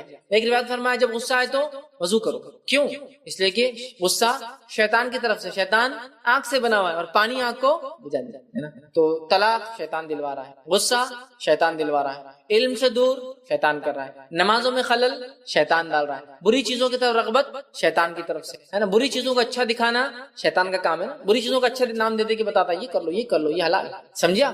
ہم محفوظ ہوگا کس سے؟ شیطان سے. کب تک کے لیے؟ پورا دن. بلکہ یہ شیطان کی گواہی ہے. نبی اکرم صلی اللہ علیہ وسلم کو بتائی جا رہی ہے کہ شیطان کہہ رہا ہے آج اس نے یہ پڑھ لیا تو دن بھر مجھ سے یہ بچا لیا گیا. اگر دشمن خود گواہی دے کہ یار وہ آدمی بہت اچھا ہے تو اس کا آدمی کتنا اچھا ہے. کسی کا دشمن ہی بولے کہ یار یہ آدمی بہت اچھا ہے تو اس سے زیادہ کیا اچھائی ہو سکتی ہے اس آدمی کی. دشمن بولتا ہے یار سب میرے دشمن ہی سے لیکن یہ آدمی بڑا اچھا ہے. سمجھا؟ نبی اکرم صلی اللہ علیہ وسلم کے تعلق سے مشرکین کا معاملہ یہ تھا نا، دشمن سمجھتے لیکن کہتے تھے آدمی بڑا اچھا ہے، اچھا آدمی دیکھا میں. یہی تو ہے، دشمن گواہی دے رہا ہے سچائی کی. تو شیطان گواہی دے رہا ہے کہ جو یہ پڑھ لیتا ہے تو میرے سے محفوظ ہو جاتا دن بھر کے. سمجھ رہے ہیں بات کو؟ کتنی اہم بات ہے یاد رکھیے. شیطان سے پورے دن کی سیفٹی پریکاشن ہم نے لے لی. 9ویں چیز جو ہے اپنی حفاظت کے لیے جو ہم احتیاطی کر سکتے وہ یہ ہے. صحیح مسلم کی روایت ہے، جابر رضی اللہ عنہ سے مروی ہے، وہ کہتے ہیں کہ رسول اکرم صلی اللہ علیہ وسلم فرمایا، بہت چھوٹا سا عمل ہے، سارے عمل چھوٹے تھے اب تک جو میں نے لیا، کوئی لمبی دعائیں اور ذکر میں نے لیے، یہ تو اور اتنا چھوٹا ہے اتنا عام ہے لیکن اس میں اتنی کوتاہی ہوتی ہے. اللہ رحم کرے ہم سب سے کوتاہی ہوتی ہے. آئیے اور کیجیے. جابر رضی اللہ عنہ فرماتے اور کہتے ہیں نبی اکرم صلی اللہ علیہ وسلم فرماتے ہوئے سنا، جب آدمی اپنے گھر میں داخل ہوتے وقت اور کھانا کھاتے وقت اللہ کا ذکر نہیں کہتا، اللہ کا ذکر نہیں کرتا، مطلب بسم اللہ نہیں پڑھتا. دروازہ کھولا بسم اللہ نہیں بولا، لاک کھول رہا ہو تھوڑ کر کے کھول دیا، کچھ نہیں. ٹھیک، کھانا کھانے بیٹھ گئے، بس کھانا آ گیا تو پھر کیا دین یاد اور کیا دنیا یاد، جو جس کے لیے آئے تھے وہ مل گیا بولے. ٹھیک ہے، اور بس شروع ہو گئے. ٹھیک، تاسم فرماتے ہیں جو شخص دروازہ کھولے گھر میں داخل ہو اللہ کا ذکر نہ کرے مطلب بسم اللہ نہ پڑھے، جو شخص کھانا کھائے اللہ کا ذکر نہ کرے مطلب بسم اللہ نہ پڑھے، کھاتے وقت اللہ کا ذکر نہیں کرے، شیطان اپنے چیلوں سے مخاطب ہو. چیلے اس کے سپورٹرز اس کے شیطان سب سے بڑا کافر جن، اس کے چیلے چپاٹے بہت سارے ہیں جن کو ہم شیاطین کہتے ہیں. سب کو کہتا ہے اپنے چیلے چپاٹے مخاطب ہو کر کہتا ہے جب انسان گھر میں داخل ہوتا ہے اور اللہ کا ذکر کرتا ہے کھولتے وقت اور کھاتے وقت تو شیطان اپنے مخاطب چیلوں سے یہ کہتا ہے یہاں آپ کے قیام اور طعام کا کوئی انتظام نہیں ہے، یہاں لاجنگ بورڈنگ کا کوئی نظم نہیں ہے تمہارے، نہ کھانا ہے نہ رہنا ہے تمہارا. کیوں؟ تو اس انسان نے جب دروازہ کھولا تو اللہ کا ذکر کر لیا اور کھانا کھایا تو اللہ کا ذکر کر. آگے فرماتے اور کہتے ہیں اور جب کوئی انسان گھر میں داخل ہوتی ہے کھانا کھاتا اللہ کا ذکر نہیں کرتا تو شیطان کہتا ہے اپنے چیلے چپڑ شاگردوں سے آج رہنے کا بھی انتظام ہو گیا اور کھانے کا بھی ہو گیا. اور اگر کھولتے وقت بسم اللہ کہتا ہے کھاتے وقت نہیں کہتا تو کہتا رہنے کا انتظام ہو گیا کھانے کا نہیں، اور کھاتے وقت بسم اللہ کہتا ہے اور کھولتے وقت نہیں کہتا تو کہتا رہنے کا انتظام ہو گیا کھانے کا نہیں. مطلب آپ دروازہ کھول رہے بسم اللہ نہیں پڑھے شیطان رہنے کا کہتا ہے، کھانا کھا رہے بسم اللہ نہیں پڑھے بولتا آج کھانے کا بھی انتظام ہے، کھانا کھا بسم اللہ پڑھ لیا اور کھولتے وقت نہیں تو بولتا رہنے کا تو ہوگا کھانے کا انتظام نہیں ہوگا. نبی اکرم صلی اللہ علیہ وسلم ایک مرتبہ بیٹھے تھے، اللہ رب العزت آپ کو غائب بھی دکھاتا تھا، یہ اللہ کی طرف کی بات ہے. ٹھیک ہے، شیطان چونکہ غائب میں سے. تو نبی اکرم صلی اللہ علیہ وسلم کھانا کھا رہے تھے ایک صحابی کے ساتھ. اب ہوا یہ کہ آپ صلی اللہ علیہ وسلم کھانے کے بیچ میں اس صحابی کو دیکھ کے مسکرائے تو صحابی نے کہا اللہ کے رسول، کیونکہ دوسرے دیکھ رہے تھے نا آپ کیوں مسکرائے مجھے دیکھ کر. ٹھیک ہے، کس پہ نہیں ہنسے آپ میرے پیسے. تو کہا تم نے جب کھانا شروع کیا تو بسم اللہ نہیں پڑھا؟ بولے ہاں بھول گیا تھا. تو میں نے دیکھا تمہارے بازو ایک شیطان بیٹھ کر کھانا کھا رہا تھا تمہارے ساتھ، پھر جب تم کو بیچ میں یاد آیا تم نے کہا بسم اللہ الاول والآخر، اللہ کے نام سے شروع سے لے کر آخر تک بیچ میں بسم اللہ پڑھا نا، شروع میں نہیں پڑھ سکے. جب تم نے بیچ میں بسم اللہ پڑھا اس نے کیا کیا؟ خیخ کیا اور بھاگ گیا نکل گیا، کھانا نہیں کھا سکا. تو وہ میں دیکھ رہا تھا اس لیے مجھے ہنسی آئی. تم سمجھ رہا؟ تو وہ ریئل پریکٹیکل ایگزامپل اللہ کے رسول نے بتا دیا کہ شیطان ان کے ساتھ بیٹھ کر کھا رہا، حالانکہ آپ صلی اللہ علیہ وسلم بھی اس میں کھا رہے تھے لیکن جب شیطان ان کے ساتھ کھا رہا ان کے حصے میں سے کھا رہا تھا. اب شیطان کیسا کھاتا؟ وہاں ایک نیوالے کے بندے کیا دو نیوالے جا رہے کیا ایک اس کو ایک اس کو؟ نہیں، ہم نہیں جانتے لیکن کھاتا ہے. ہو سکتا برکت کی شکل، ہو سکتا ہے ریئلی فزیکل سینس، ہو سکتا ہے زیادہ کھا کے بھی بھوک نہ مٹنے کی شکل میں. واللہ عالم، اللہ ہی بہتر جانتا ہے کیا کیا معنی ہو سکتے شیطان کا ہمارے ساتھ کھانا. ہو سکتا ہے روٹی تو ہمارے پیٹ میں جا رہی برکت سمجھ رہے اس کی خیر اس کی ہو سکتا ہے بھوک ہم کتنا بھی کھائے بھوک ہماری ختم نہیں ہو رہی، کیوں؟ تو اللہ کا نام نہیں لیا جا رہا نا اس پر، سمجھ جا؟ تو شیطان بھی شامل ہے، کئی معنی اس کے ہو سکتا کھائے لیکن غذا کی طاقت ہم کو نہ آئے، بیکار ویسٹ ہو جائے ہماری غذا میں بھی، واللہ عالم بہت سے معنی ہو سکتے۔ تو شیطان کھاتا ہے، ٹھیک ہے، بسم اللہ نہ پڑھے تو اس کا نمونہ خود اللہ کے رسول صلی اللہ علیہ وسلم نے حدیث میں دے دیا، جس صحابی کے ساتھ شیطان بھی کھانا کھا رہا تھا، ٹھیک ہے۔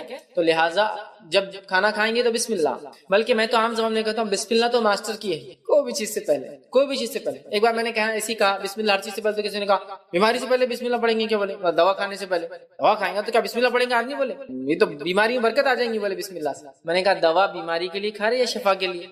دوا بیماری کے لیے کھا رہے یا شفا کے لیے؟ تو بولے شفا، تو پھر شفا میں برکت دے گا، بیماری میں نہیں۔ آدمی دوا کیوں کھاتا ہے؟ ہاں یہ غلط فہمی ہے لوگ دوا جب کھاتے بسم اللہ نہیں پڑھتے ہیں، کیوں نہیں پڑھتے ہیں؟ بولے برکت آ جائیں گی بیماری میں۔ ارے بیوقوف انسانوں، بیماری میں نہیں دوا میں برکت آئیں گی، کہ تو دوا بیماری کے لیے نہیں کھاتے، بیماری کو ختم کرنے کے لیے کھاتے۔ تو ختم کرنے والی چیز میں جب بسم اللہ پڑھیں گا تو برکت ختم کرنے والی چیز کے اندر آئیں گی، کہ چیز کو ختم کر دے، اس کے لیے کھائی جا رہی، نہ کہ بیماری میں۔ عجیب و غریب لوگوں کے، اور کیا کرتے دوا کھاتے، اللہ کافی اللہ شافی، ٹھیک ہے اللہ شفا دینے والا، لیکن یہ دعا ثابت نہیں ہے دوا کھاتے ہو، اللہ ہی شفا دینے والا، اللہ ہی کافی ہے ہمارے لیے، لیکن یہ ثابت نہیں ہے دوا کھاتے وقت ایسی دعا پڑھنا بسم اللہ، تو اللہ برکت دیں گا دوا میں۔ بسم اللہ کھانے سے پہلے، ٹھیک ہے، لباس پہننے کی دعا ہے لیکن یاد نہ ہو تو اللہ کا نام لے۔ میں ایک عام زبان میں کہہ رہا ہوں ایک ماسٹر کی بسم اللہ کی، جب کوئی چیز یاد نہ ہو اللہ کے نام سے شروع کرنا ہے، کوئی چیز کی ابتدا کرنا ہے اللہ کے نام، وضو کرنا ہے بسم اللہ، ٹھیک ہے، تو بسم اللہ بڑی اہم چیز ہے۔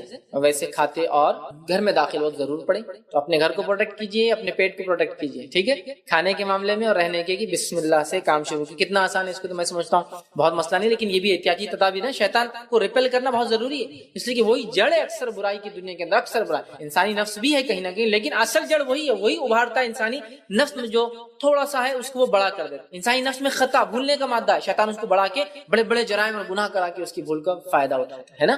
بہرحال اس چیز کو ہم سمجھیں۔ 10واں پوائنٹ اور آخری پوائنٹ آج کا، اپنی حفاظت، سیلف پروٹیکشن کے لیے ہم کیا کریں گے؟ آئیے پوائنٹ یہ انس بن مالک رضی اللہ عنہ فرماتے ہیں، ابو داؤد کی روایت ہے، فرماتے اور کہتے ہیں رسول اللہ صلی اللہ علیہ وسلم نے فرمایا اور کہا، جس شخص نے اپنے گھر سے نکلتے وقت یہ دعا پڑھ لی، کیا دعا پڑھ لی؟ بسم اللہ توکلت علی اللہ لا حول ولا قوت الا باللہ۔ جس شخص نے گھر سے نکلتے وقت یہ دعا پڑھ لی، بسم اللہ توکلت علی اللہ لا حول ولا قوت الا باللہ، یہ دعا پڑھ لی اللہ کے نام سے، جس کا ترجمہ اللہ کے نام کے ساتھ میں گھر سے نکلتا ہوں، میں اللہ پر بھروسہ کرتا ہوں، اللہ کی توفیق کے بغیر کسی گناہ سے بچنے کی طاقت اور نیکی کی ہمت نہیں ہے، اس پڑھنے والے کے حق میں کہا جاتا ہے۔ تو جب انسان یہ کلمہ پڑھتا ہے بسم اللہ توکلت علی اللہ لا حول ولا قوت الا باللہ، جب یہ پڑھ کے گھر سے نکلتا ہے، جس کا معنی میں نے آپ کے سامنے رکھ دیا، تو اس کے تعلق سے یہ کہا جاتا ہے، کیا کہا جاتا ہے؟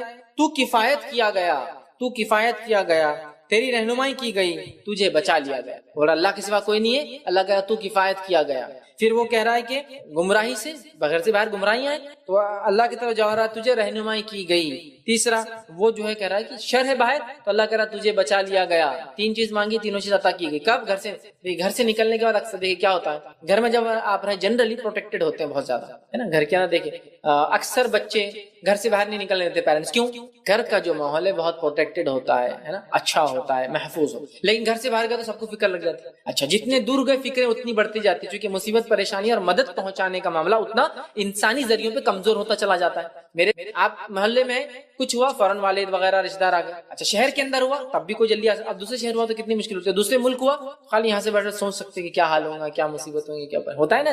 تو جتنا انسان دور ہوا اتنا زیادہ انسانی مدد مشکل ہوتی پہنچنا، لیکن گھر سے باہر نکلتے اگر یہ دعا پڑھ لے پروٹیکشن کی ہم، تو پھر اللہ تعالیٰ مدد کرتا ہے، رہنمائی کرتا ہے، ہدایت دیتا ہے اور ہمیں محفوظ ہے۔ کیا دعا ہے، کتنی چھوٹی دعا ہے، اس دعا کو انسان یاد کر لے تو جب گھر سے نکلے پروٹیکشن میں آ گیا، گھر کے اندر آئے پروٹیکشن مل گیا بسم اللہ والا کھولنے بند کرنے میں، اب گھر سے نکلتے پروٹیکشن مل گیا، تو گھر سے باہر جا رہے حفاظت، گھر کے اندر آ رہے حفاظت، ایک شہر سے دوسرے شہر جا رہے تو بیچ میں رکتے وقت اس کی حفاظت دیکھ لی، کسی جگہ پڑاؤ ڈالا ہے کسی اور شہر میں، وہاں حفاظت کا ہم نے طریقہ دیکھ لیا۔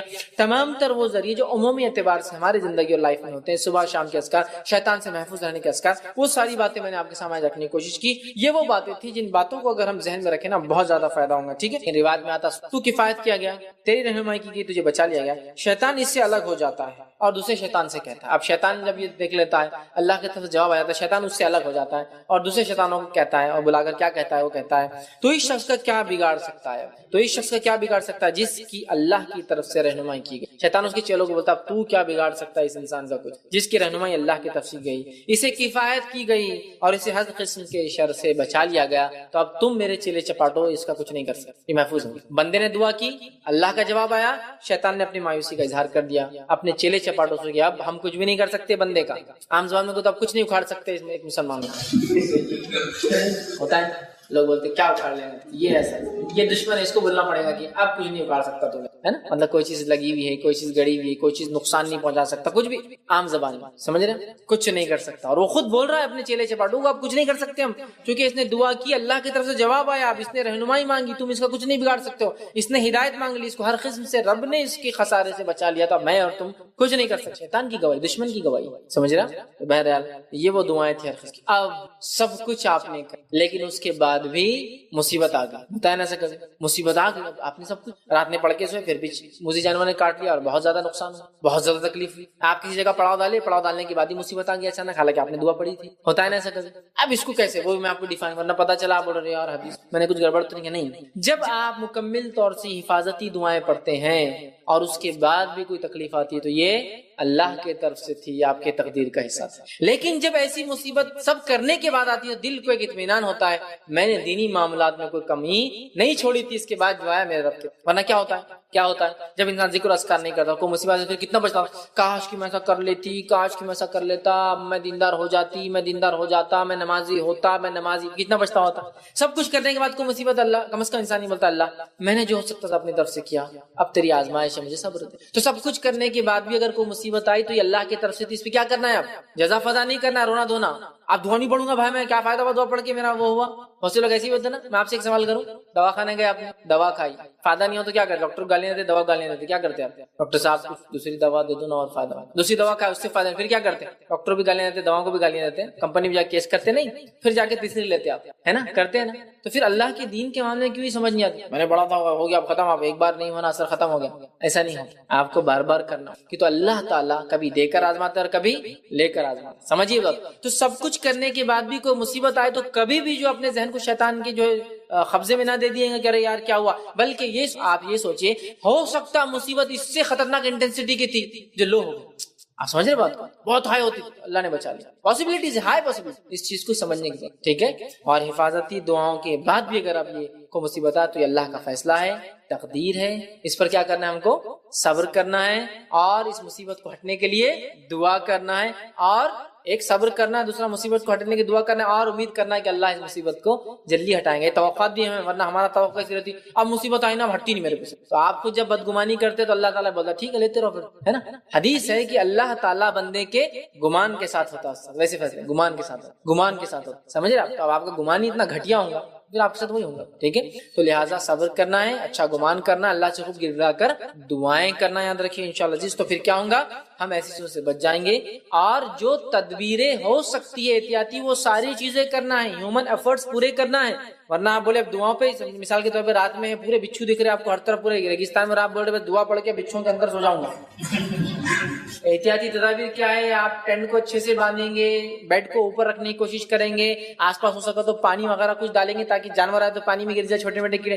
احتیاطی تدابیر اپنی جگہ. اور اس کے بعد توکل، یہ بڑی اہم چیز ہے چونکہ صحیح مسلم کی روایت ہے، نبی اکرم صلی اللہ علیہ وسلم فرمایا کہا اور اس چیز کی حرص کرے جو آپ کو فائدہ دے، حرص کیا کرو جو چیز تم کو بینیفٹ دیتی ہے. اور اس کے بعد فرمایا اور عاجز ہو کر مت بیٹھ جاؤ، عاجز ہو کر مت بیٹھو، مطلب اللہ پر توکل، بھروسہ سب کچھ کرنا ہے، دعائیں کرنا ہے، لیکن ساتھ میں ہیومن ایفرٹس پورے کرنا ہے. جنگ بدر صبح ہے، نبی اکرم صلی اللہ علیہ وسلم کئی مہینہ پہلے سے اس کی تیاری کر رہے تھے، ٹھیک ہے. جو کچھ اسلحہ سامان ہتھیار تھے سب کچھ تیار کر لیے تھے. اس کے بعد میدان بدر میں آپ پہنچے اور رات میں کھڑے ہو کر پھر اللہ تعالیٰ سے آپ دعا کر رہے تھے. اور وہ اس غریبی کا عالم تھا کہ رسول اکرم صلی اللہ علیہ وسلم جو کپڑا پہنا تھا وہ کپڑا نہیں تھا، ایکچولی ایک چادر تھی جس کے بیچ میں آپ نے سوراخ کیا تھا, سر میں سے ڈالی ہوئی تھی, تو آگے سے تھی, پیچھے سے تھی, سائڈ سے سٹیچز نہیں تھے, اس کو چادر تھی جو ڈالی ہوئی تھی. تو نبی اکرم صلی اللہ علیہ وسلم رات میں کھڑے رہ کر آسمان کی طرف ہاتھ اٹھا کر دعا کر رہے تھے اوپر, جس کی وجہ سے یہ کپڑا آپ کا بیچ میں سے کھل گیا تھا, چادر آگے کی آگے آ گئی تھی, پیچھے کی پیچھے رہ گئی تھی. اور ابوبکر صدیق رضی اللہ عنہ اس رات موجود تھے وہاں, وہ کبھی ادھر سے چپک جاتے چونکہ سرد موسم ہوتا ہے رات میں عرب میں, یاد رکھیے مطلب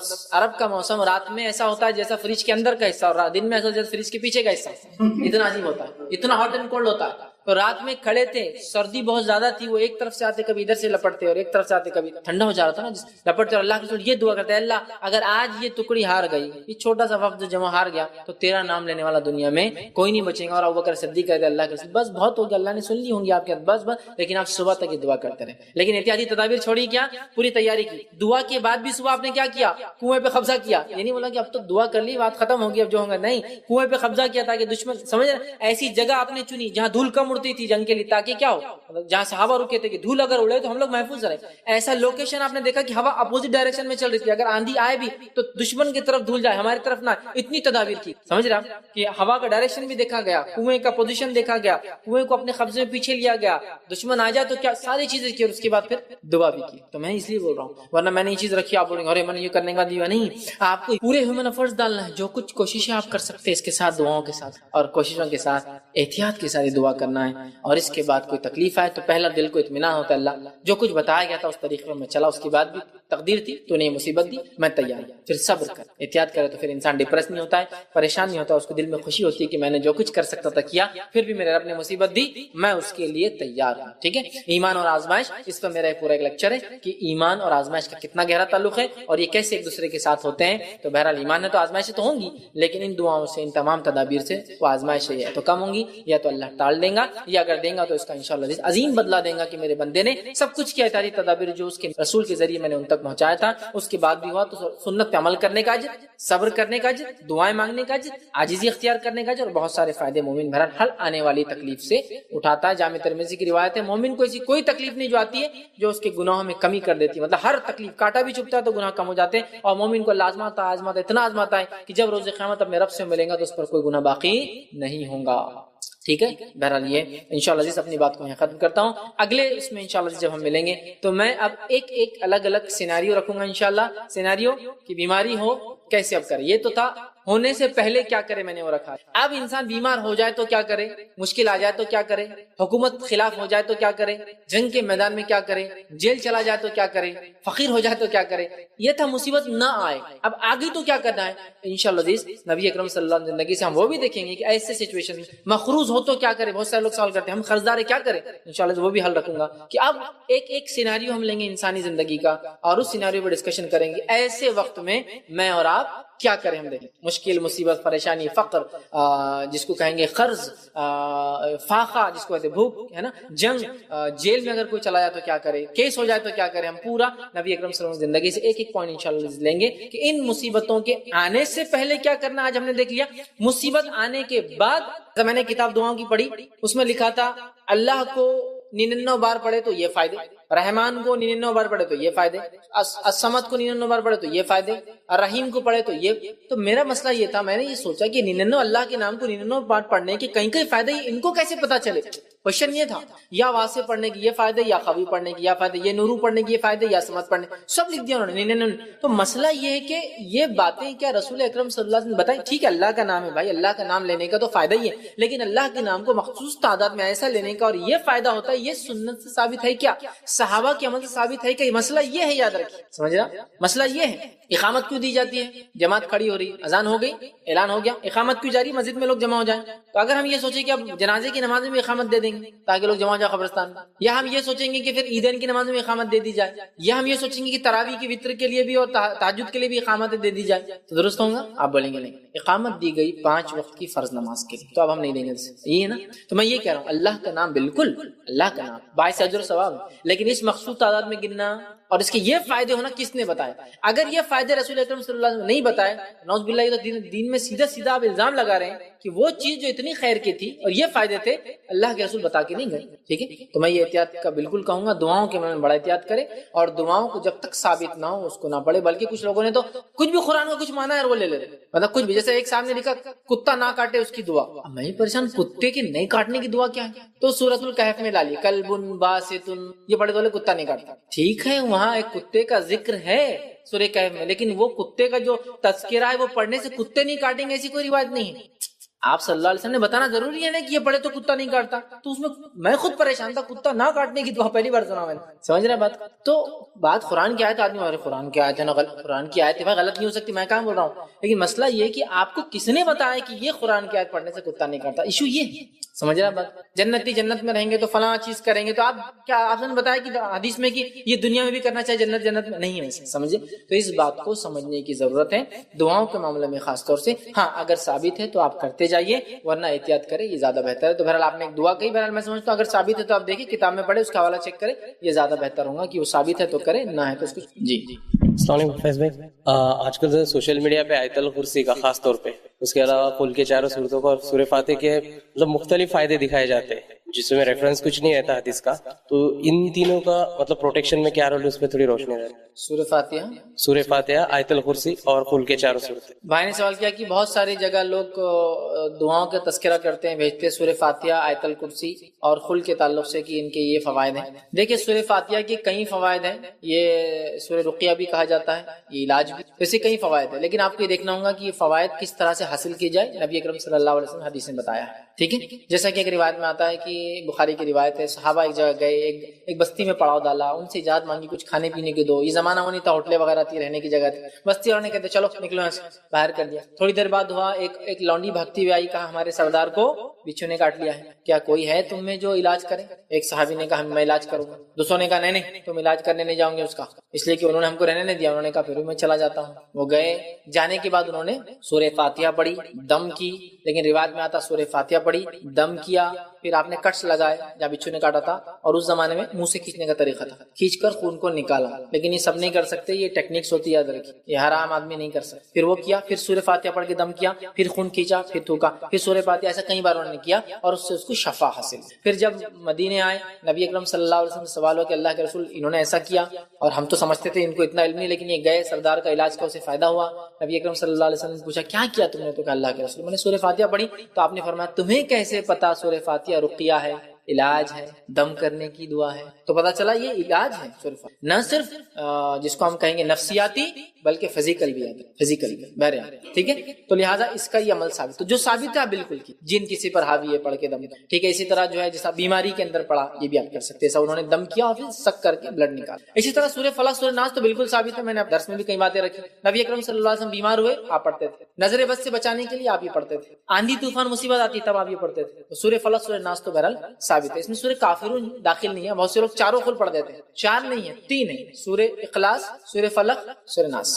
اچھا ایک عجیب بات ہے, یہ چاروں قل لوگ چونکہ اس کے بڑے فوائد ہیں 3 کے, تو 4 کو ایڈ کر دیتے ہیں اور چاروں کو ہر جگہ پڑھتے ہیں, یہاں تک کہ خبروں پر بھی پڑھتے جا کے. یہ اپنی حفاظت کے لیے, زندوں کے لیے. مرنے کے بعد سورہ اخلاص, سورہ فلق, سورہ ناس اور سورہ الکافرون پڑھنا درست نہیں. ایک مرتبہ ایک صاحب ضد کرنے لگے, نہیں بولے ہم جا کر بولے خبر میں پڑھیں گے. تو دوسرے صاحب نے ان سے کہا کہ چلو میرے کو بولو کہ جو تم پہلا سورہ پڑھے قل یا الکافرون, ٹھیک ہے, لا اعبد ما تعبدون, تو خبر والے کیا بول رہے ہیں, اے کافرو قل یا الکافرون لا اعبد ما تعبدون, میں بات نہیں کروں جس سے تم عبادت کرتے تھے.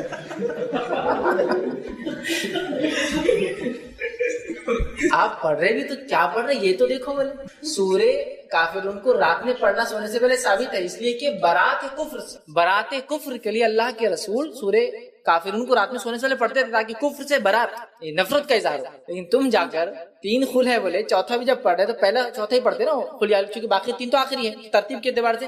قل یا الکافرون, اے کافر لا اعبد ما, اب دیکھیں اس کا ترجمہ دیکھیے, میں عبادت نہیں کرتا اس کی تم عبادت کرتے ہو. تو میننگ بھی آپ دیکھیے تھوڑا کیا اس کا کانٹیکسٹ ہے. 3 قل کے فضائل اپنی جگہ ہے, 3 بار صبح 3 بار شام, اور بھی بہت سارے, میں پورے نہیں رکھ پایا, کبھی موقع ملا تو موزتین سورہ اخلاص کے فوائد میں ہم دیکھیں گے, بہت زیادہ ہے, بہت زیادہ. لیکن پھر کہوں گا جو ثابت ہے چیک کر لے پہلے, کوئی بھی عمل کرنے سے. نبی اکرم صلی اللہ علیہ وسلم نے فرمایا سورۃ البقرہ کی آخری 2 آیتیں جادو کا توڑ ہے. سورۃ البقرہ کی آخری 2 آیتیں جب نازل ہوئی جادوگروں کا توڑ آ گیا. شیطان سمجھے کیا میرا یہ ہیلا نہیں چلنے. آیت الکرسی کے بڑے فوائد ہیں. نبی اکرم صلی اللہ علیہ وسلم نے فرمایا آیت الکرسی ایک نماز کے بعد پڑھ لے تو دوسری نماز تک کافی ہے, مطلب حفاظت کے لیے کافی ہے, تو آیت الکرسی کی بھی بڑے فوائد. لیکن پھر کہوں گا کب کیسا, وہ سنت سے آپ دیکھ لیں. ورنہ اگر میں بولوں آیت الکرسی کو 51 بار جمعہ کے دن بعد نماز جمعہ پڑھے تو یہ فائدہ ہوگا, پرابلم ہے. حالانکہ پڑھ رہے کیا آپ آیت الکرسی, لیکن پرابلم ہے. کیوں پرابلم ہے؟ آیت الکرسی کو ایسا پڑھنا جس پر اتری آیت الکرسی نبی اکرم صلی اللہ علیہ وسلم پر انہوں نے نہیں بتایا. مسئلہ یہ قرآن کیسے بیکار آدمی یار, قرآن پڑھنے کا تم بول رہے غلط ہے. ہاں قرآن پڑھنا بھی غلط ہو سکتا ہے اس لیے کہ جس پہ اترا اگر آپ اس کے جیسا نہیں پڑھو اور اپنی منمانی کرے تو یہ بھی غلط ہو سکتا ہے. جیسا کہ آیت الکرسی کو لوگ بولتے ہیں 51 بار, 101 بار, 1000 بار, 100 بار, 151 بار, 11 راتوں تک, 21 راتوں تک, 40 راتوں تک, 40 بار یہاں بیٹھ کر, سوکھے کنویں میں بیٹھ کر, قبرستان میں بیٹھ کر, غیر آباد مسجد میں بیٹھ کر پڑھنے سے یہ فائدے ہوتے. میں ہی بول رہا ہوں, ہے تو قرآن لیکن اس کو ویسے ہی پڑھنا جیسا بتایا گیا. دیکھیں اللہ کا ذکر تو ہے نا, ثابت ہے نا, اللہ اکبر اللہ کا ذکر ہے, سبحان اللہ اللہ کا ذکر ہے, الحمدللہ اللہ کا ذکر ہے نا, سبحان رب العالی سبحان رب العظیم اللہ کا ذکر ہے. تو کیوں نہ ہم ظہر کی نماز کو 4 کے بدلے 5 رکعت پڑھیں گے تو اللہ اکبر بڑھ جائیں گے, سبحان رب العظیم سبحان رب العالی بڑھ جائیں گے, ہے نا, التحیات بڑھ جائیں گا, کتنا فائدہ ہوگا نا. تو آپ بولیں گے یہ ذکر درست نہیں ہوگا اس لیے کہ نبی اکرم صلی اللہ علیہ وسلم ایسا ذکر 4 رکعت میں کیا ظہر کی 5ویں نہیں ملا. تم کون ہوتے ہو, ہے نا. تو میں بھی یہ بول رہا ہوں قرآن ہے, بالکل قرآن کو لیکن کیسا استعمال کیا جائے, کیسے فائدہ اٹھایا جائے, وہی بتائیں گے جس پر نازل ہوا.